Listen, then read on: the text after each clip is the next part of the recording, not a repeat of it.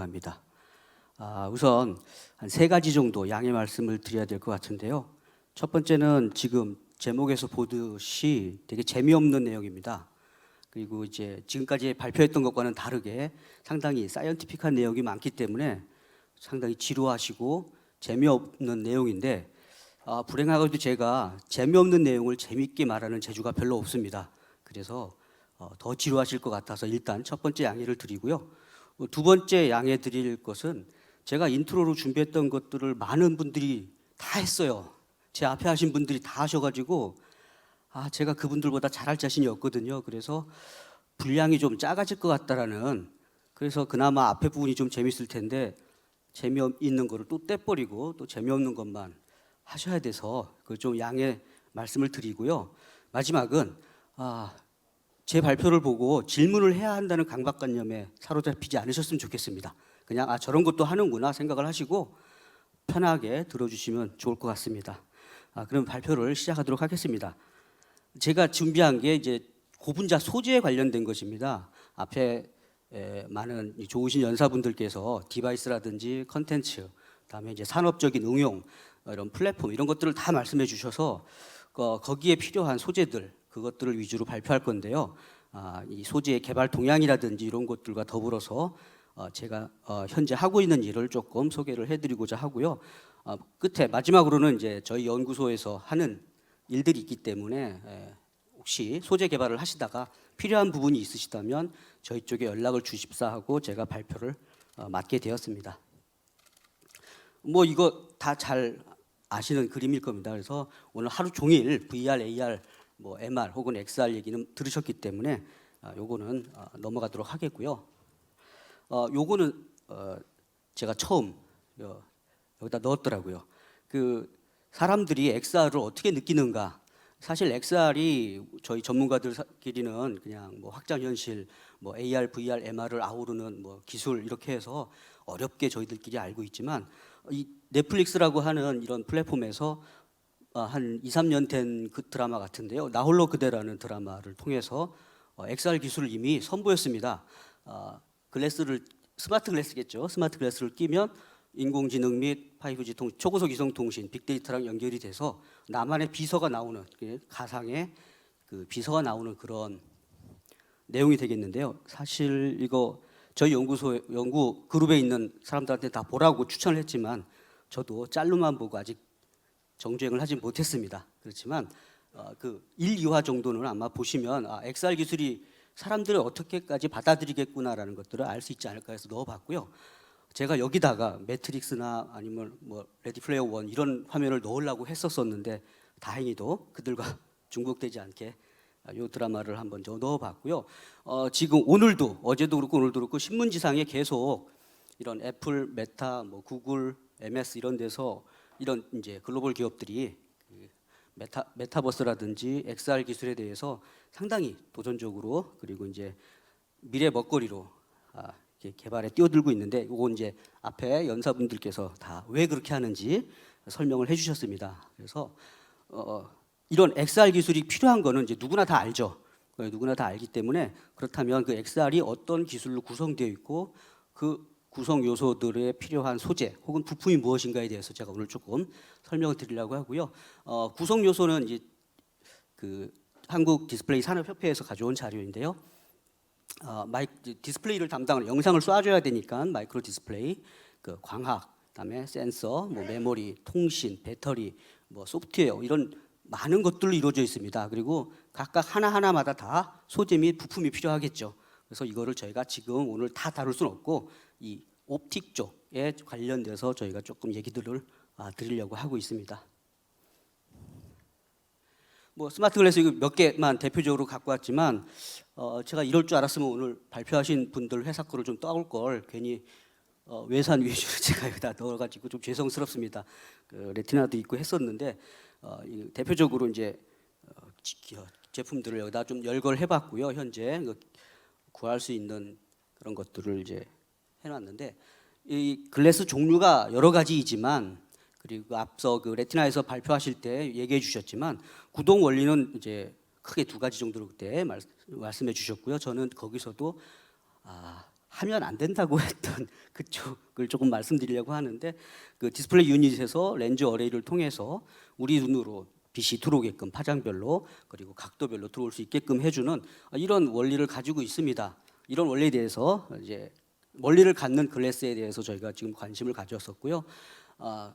여기 많은 소재 및 부품이 있지만 그 광도파로라든지 아니면은 그 결상 장치 아니면 이제 그 커플러 쪽에 사용되는 뭐 홀로그래픽 옵티컬 엘리먼트, 우리가 이제 뭐죠? 홀로그래픽 광학 소재라고 부르죠. 이제 그쪽을 위한 기록용 소재.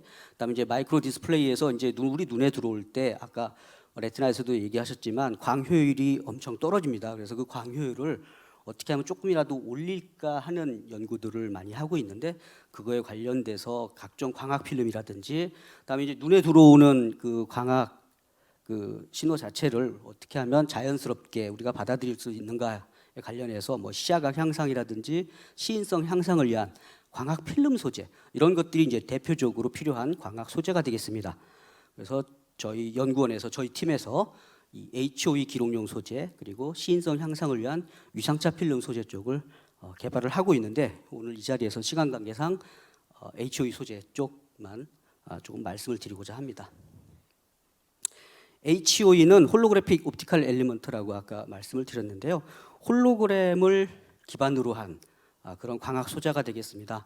그래서 뭐 홀로그램 다들 아시겠지만 그 가보르라는 물리학자가 48년에 아이디어를 발표하고 71년에 이 기술을 가지고 노벨상을 받은 그런 기술이 되겠습니다. 그래서 뭐 홀로그램은 다 아시죠. 뭐 실감 미디어라든지 뭐 이런 것들을 완전 입체 이런 것들을 위해서 필요한 기술인데, 여기서 저희한테 시사하는 바가 있습니다.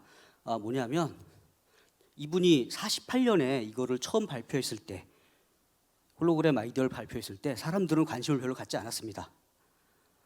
이거를 가치를 몰라서가 아니라 48년이면 레이저가 개발되기 전입니다. 그래서 레이저 개발이 되기 전이라서 뭐 홀로그램 뭐 이미지 홀로그램 기술을 이용을 해서 뭐 저기 뭡니까 그 광학 현미경의 해상도를 높였다고 하는데 가간섭성이 우수한 빛이 아니라 그냥 뭐 할로겐 램프 빛을 가지고 했으니 그냥 뿌옇고 흐린 정도, 그냥 아이디어만 있구나 하는 정도라서 사람들이 크게 관심을 안 갖다가 60년대에 레이저가 개발되고 나서 그 이후에 한 10여 년 동안 또 엄청 홀로그램적 연구를 했죠.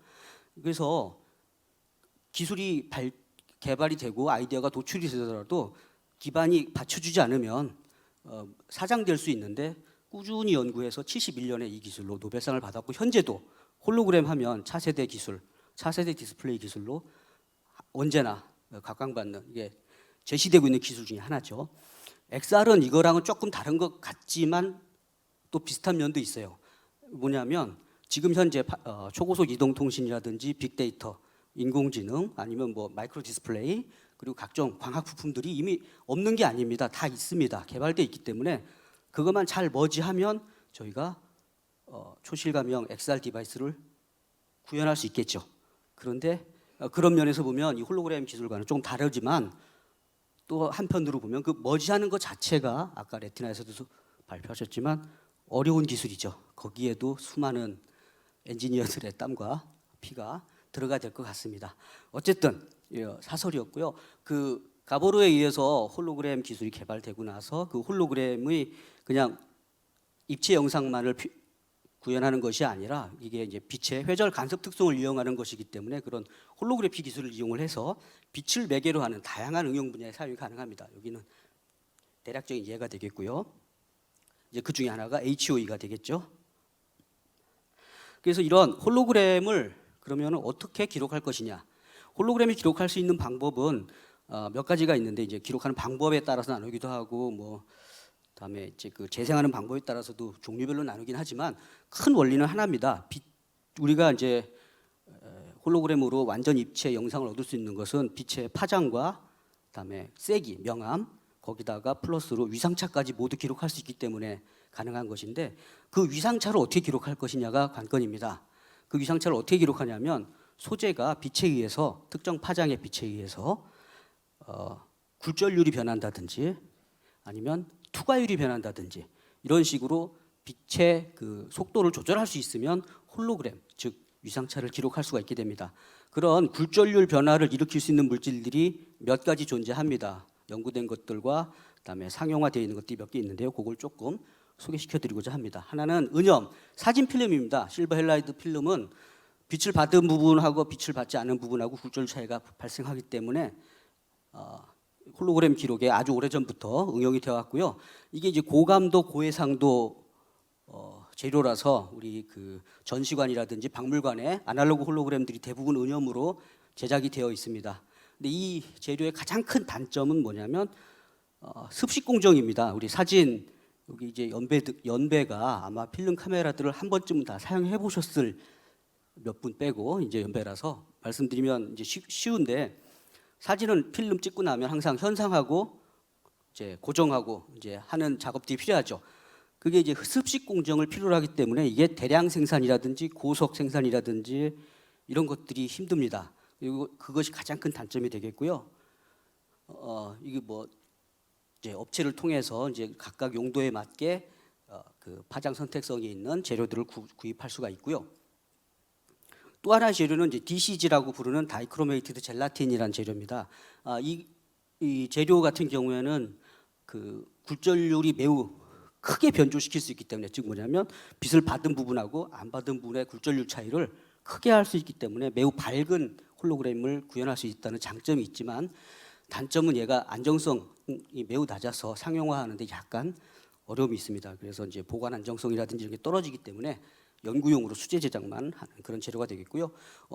PR, 그러니까 포토 레지스트 재료도 있습니다. 그런데 그것도 역시 비슷한 이유로 사용은 조금 그렇고요. 최근에 각광받는 재료가 그래서 포토폴리머라고 부르는 고분자 소재입니다. 이 포토폴리머라고 부르는 소재는 그 메커니즘이, 기록 메커니즘이 고분자화, 그러니까 단량체가 고분자화되는 것과 확산하는 원리, 이 두 가지 원리를 가지고 홀로그램을 기록하게 되는데, 메커니즘은 뒤에서 다시 설명을 해드리겠고요. 빛을, 그러니까 회절, 그러니까 그 레이저 간섭 무늬에 밝은 부분과 어두운 부분이 존재하는데, 밝은 부분에서 그 어떤 화학 반응에 의해서 고분자화가 일어납니다. 그러면서 모노머가 점점 소비되게 되고, 그에 따라서 빛을 받지 않은 어두운 부분에서 모노머가 확산돼서 이쪽으로 이동을 하게 되죠. 그러면 맨 나중에 홀로그램 기록 끝 하고 캔칭을 딱 시키게 되면 모노머의 양이 여기는 많고 여기는 적은 그런 현상이 발생하게 되고, 그 차이를 가지고 굴절률 변조를 일으키게 됩니다. 이 재료의 가장 큰 장점은 습식 공정이 없습니다. 그냥 RGB 레이저를 파장에 맞게 쏘여서 홀로그램 기록을 한 다음에, 홀로그램 기록이 다 끝나면 이제 너 이제 더 이상 움직이지 마 하고 UV로 한번 빵 때려주면 됩니다. 고속의 건식 공정이 가능합니다. 그리고 이 재료 자체가 회절 효율도 높고 생산 단가도 매우 낮기 때문에 여러 가지 장점이 있습니다. 매우 큰 장점이죠. 이 큰 장점에도 불구하고 뭐 몇 가지 단점을 뽑아다라고 하면, 이제 확산, 뭔가 모노머가 여기서 이쪽으로 확산돼야 되기 때문에 그 확산의 메커니즘이 수반돼서 내열성이 높은 뭐 자동차용 어플리케이션이나 뭐 이런 야외에서, 그러니까 아주 하시한 조건에서 쓰는 데는 약간의 제약이 있을 수 있다라는 정도의 단점이 있고요. 가장 큰 단점은 이 제조사가 몇 군데 없습니다. 미국 회사, 독일 회사, 뭐 이런 정도의 회사들이 있는데 몇의 회사가 독점하고 있어요. 독점하면서 공급이라도 제대로 해주면 괜찮은데 제한된 공급만 해주고 있습니다. 그래서 이게 이제 홀로그램 연구하는데 큰 바틀렉이 되고 있고, 이것들을 어떻게든 국산화해서 홀로그램 연구를 조금 수월하게 해준다면 우리 그 홀로그램을 이용한 아까 HOE 기록이라든지 XR 디바이스에 응용하는 것들이 좀 더 빨리 되지 않을까 하는 생각이 있습니다. 이런 포토폴리머 소재는 앞서 말씀드린 대로 이렇게 모노머들이 고분자화되는, 그리고 그 고분자화됨에 따라서 모노머가 확산되는 그런 과정을 이용해야 되기 때문에 여러 가지 그 구성 성분으로 이루어져 있습니다. 이게 이제 듀퐁에서 만들어진 포토폴리머의 구성 성분이 되겠고요. 특허가 풀렸기 때문에 조성 성분을 공개할 수 있습니다. 그리고 그 구성 성분을 어떻게 바꾸느냐에 따라서 여러 사람들이 그 특성을 최적화하려는 노력들을 많이 했었습니다. 현재도 하고 있고요. 뭐 메커니즘은 이런 아크릴 아마이드 계통의 모노머들이 아주 간단한 모노머입니다. 그래서 가격도 싸고 쉽게 구할 수 있는 그런 모노머들이 이게 아마 고등학교 교과서에 나오는지 대학교 1학년 일반학 교과서에 나오는지 모르겠지만 거기서 이제 라디칼 폴리머리제이션이라고 하는 그 라디칼 중합 메커니즘에 따라서 이렇게 구분자화가 되는 이런 메커니즘을 따라서 하게 되게 됩니다. 일단 화학 구조식 나오니까 한 반 정도가 주무시는 것 같은데 거의 이제 조금 있으면 이제 구조식 안 나옵니다. 그래서 최근에도 2013년에도 이런 조성물들을 바꿔가면서 어떻게 하면 최적화할 수 있을까 할 수 있는 연구들을 했었고요. 아직도 연구 중입니다, 사실은. 그리고 이제 코베스트로 이제 전신이 이제 바이엘이란 회사인데 코베스트로에서 HX200 현재는 이제 이거보다 업그레이드된 제품을 생산은 하고 있습니다. 그렇지만 아까 말씀드린 대로 저희가 구입하기가 상당히 제한적이라는 거. 그래서 이런 특성이 있다. 뭐 얼마큼의 광을 조사해야 홀로그램을 얻을 수 있는지 그런 것들이 다 여기 나와 있습니다. 지금까지는 이제 한 번만 쓸 수 있는 홀로그램 재료였다면 홀로그램을 여러 번 쓸 수 있는 응용도 있습니다. 뭐 여기 XR 디바이스랑은 조금 상관이 없을 수도 있지만 그 메모리라든지 디스플레이 응용하기 위해서는 썼다 지웠다가 가능한 그런 홀로그램 재료가 필요하게 되는데 그런 썼다 지웠다가 가능하려고 하면 뭐가 필요하냐면 가역적으로 아까 굴절률이 바뀐다든지 투과도가 바뀌는 것이 가역적으로 일어나면 됩니다. 원할 때는 이쪽으로 갔다가 원하지 않을 때는 다시 처음으로 되돌리고 그런 것들을 통해서 할 수 있고요. 실제로 이거는 그 한 연구 예인데 일본 어떤 그룹에서 한 연구입니다. 그래서 이렇게 디자인을 해서 홀로그램 기록을 해서 회전 효율도 매우 높게 100에 가까우면 가까울수록 좋은데 거의 95% 이상 얻었습니다. 그래서 논문도 내고 막 했는데 이게 상용화가 안 되는 이유는 8만 4천 미리줄 per 센티미터 스퀘어, 즉 한 거의 100줄 정도를 줘야 됩니다. 그러면은 이게 안 되죠. 지금 아까 포토폴리머 같은 경우에는 30mj줄이면 됐던 건데 이거 100줄이면 그거에 몇 배인지 산수가 잘 안 되는데 어쨌든 1000배, 10,000배 이상 에너지가 필요하기 때문에 이런 것들을 어떻게 하면 낮출 수 있을 것인가에 대해서도 연구를 많이 해야 되고요. 낮춘 것도 있었습니다. 그렇지만 이제 이건 문제가 뭐냐면 회전 효율이 너무 낮습니다. 보면 0.02%입니다. 아까 보신 것들은 95%, 100%였는데 그래서 이런 것들 회전 효율을 어떻게 하면 높일 수 있을 것인가에 대해서도 연구를 했고요. 또 다른 그 재기록 재료는 이제 포토 리프렉티브라고 해서 그 비선형 광학 현상을 이용한 것입니다. 그래서 실제로 아리조나 대학의 페이 감브리안 교수라는 그룹에서 세계 최초로 홀로그램을 이용을 해서 텔레프레전스를 시연했다라고 해서 네이처지에 아주 좋은 저널에 보고를 했습니다. 근데 이 방법도 문제가 뭐냐면 전기를 가해줘, 전장을 가해줘야 되는데 그 전장이 볼트 수준이 아니라 뭐 9,000볼트 이렇게 가해줘야 됩니다. 그래서 그래야지만 홀로그램이 기록이 되는 거기 때문에 이것도 역시 조금 해결해야 될 문제들이 있었죠.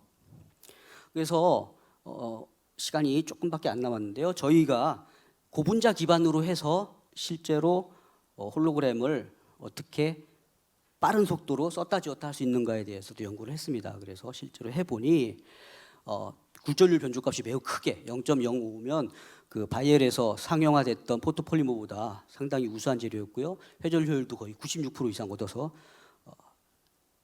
좋은 재료를 만들었고 여기 6번까지 썼다 지웠다가 가능한 것을 확인할 수 있었고요. 그리고 고분자 재료가 가지고 있는 그 낮은 안정성 문제를 어떻게 하면 해결할 수 있을까 해서 저희 실험을 해보니 특성 변화 거의 없이 계속해서 썼다 지웠다 할 수 있었습니다. 최근에는 저희가 이제 비확산형이라고 해서 모노머 확산 없이 그냥 빛 받은 부분만 굴절률이 변하는 그런 시스템을 이용을 해서 홀로그램 기록할 수 있지 않을까 하는 연구들을 해서 실제로 회전 효율이 투과율이 변하는 방식인데 2% 정도까지 얻어서 저희가 보고를 한 바가 있습니다. 그래서 확산형, 비확산형 포토폴리머 그리고 재기록이 가능한 포토폴리머를 저희가 연구해서 가능성을 본 그런 케이스가 되겠고요. 저희 연구원에 저희는 이제 고기능 고분자 연구센터에서 있는데 이제 기능성 고분자 연구를 담당하고 있고요. 저희 연구원 안에 이제 화학 소재 솔루션 센터라고 해서 여러분들이 만든 재료를 테스트 배드할 수 있는 그런 센터가 있고요. 재료를 분석할 수 있는 분석센터, 그다음에 신뢰성 평가 센터가 있기 때문에 원하시면 저에게 말씀해 주시면 저분들과 연결할 수 있도록 하겠습니다. 이상입니다.